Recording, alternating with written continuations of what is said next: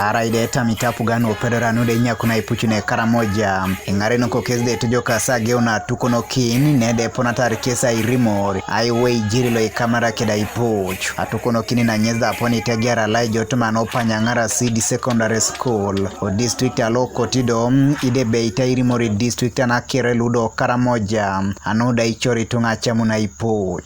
The people of Kotido, the people of Moroto, the people of Napak, the people of Kabong have all gathered in Panyangara sub-county, particularly at Panyangara City Secondary School, to discuss the security challenges, to discuss issues to do with peace, to discuss on how we can embrace peace. The way I've seen people, they are yearning for peace. And the resolutions that have been made by the local themselves, other than leaders, I am foreseeing that there is peace returning back.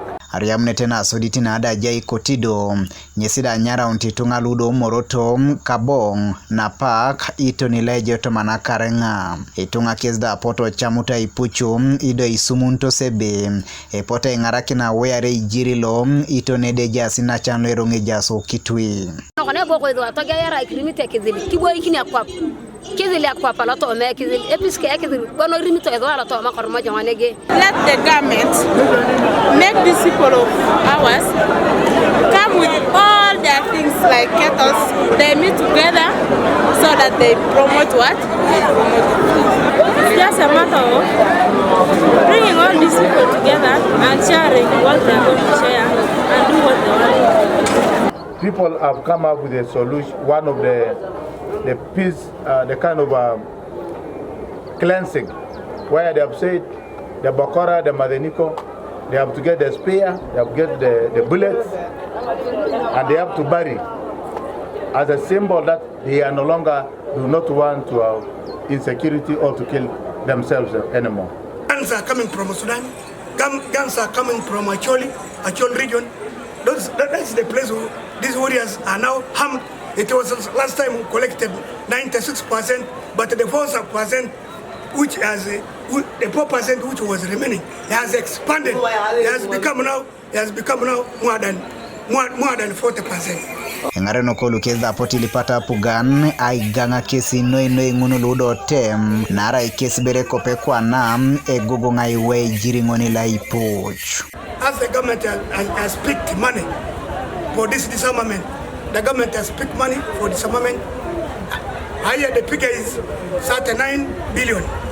So LCCs should be included in this, plus their councillors, so that when operation goes, governance such goes, we go together. Akalona da Atukonokin kana itunga kesde beita itegara idea adaune sabiti dope oraida ipota losita keje airimokini district na kere ludo Karamoja anoda weare ijirilo ikamara keda Aipuc ananyun bejo kunari Karamoja. The Karachuna, they have decided to have this peace walk on the 20th of May up the 27th of May.